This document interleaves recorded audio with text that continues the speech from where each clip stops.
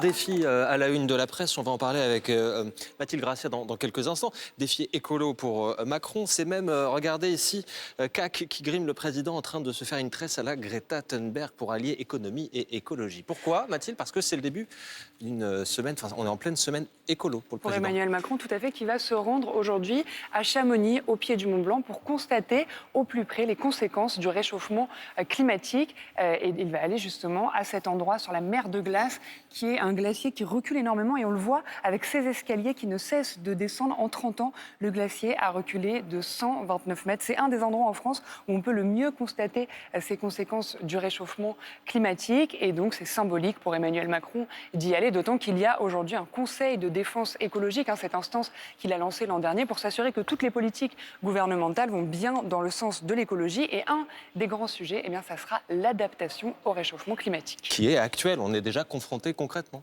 Tout à fait, la France est déjà confrontée à des phénomènes extrêmes et ça c'est une organisation allemande qui fait un classement chaque année pour donner une idée de qui est le plus affecté par le réchauffement climatique et la France est toujours dans le haut de ce classement. Alors pourquoi est-ce qu'on est aussi vulnérable? Regardez avec cette mise en image d'Henri Desmarais. Le réchauffement climatique, ça ne touche pas que les pays du Sud. Vous voyez ici, en rouge et orange foncé, ce sont les 20 pays qui ont subi le plus d'événements extrêmes depuis 1998. Et oui, la France est dans ce top 20, tout comme l'Inde. Bon, il se passe quoi chez nous? On a eu des canicules de plus en plus fréquentes, des tempêtes qui touchent nos littoraux, des inondations souvent mortelles, des cyclones antillais aussi. Résultat, dans le classement des pays qui ont eu le plus de morts à cause des catastrophes ces 20 dernières années, on arrive 4e. Bon, c'est en bonne partie à cause de la canicule de 2003, qui avait fait environ 20 000 morts.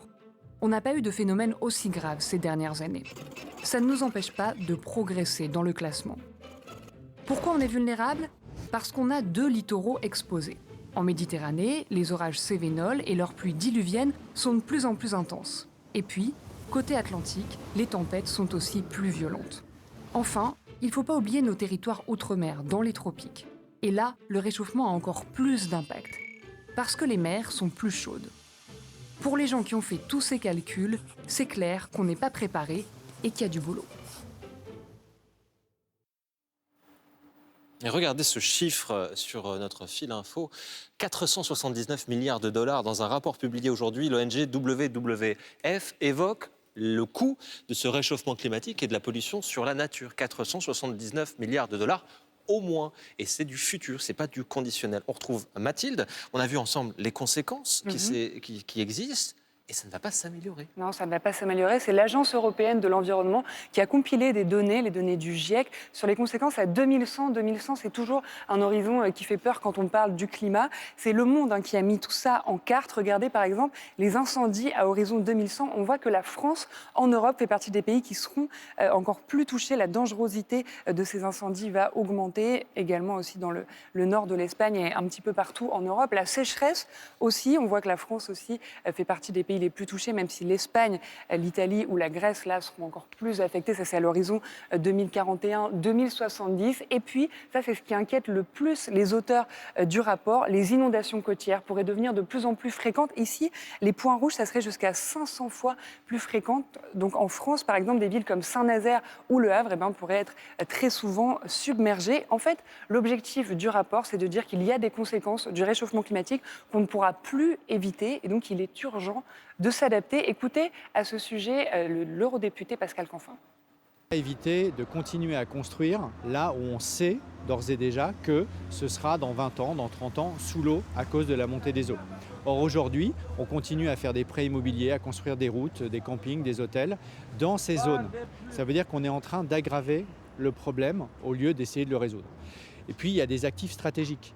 Le port du Havre, les chantiers navals de Saint-Nazaire, ce sont des endroits qui, avec 1 mètre de montée des eaux, sont directement sous l'eau. Ceux-là, on ne va pas les relocaliser, donc il faut les protéger. Donc il y a différentes réponses, mais ce qu'il faut commencer à faire, c'est d'arrêter de creuser le problème et de regarder cette réalité en face, arrêter de la politique de l'autruche et de se donner les moyens d'y arriver. Ce sera justement l'objet des annonces qui seront faites aujourd'hui après ce Conseil de défense écologique. Ça concerne vraiment l'adaptation à ce réchauffement climatique. Merci Mathilde.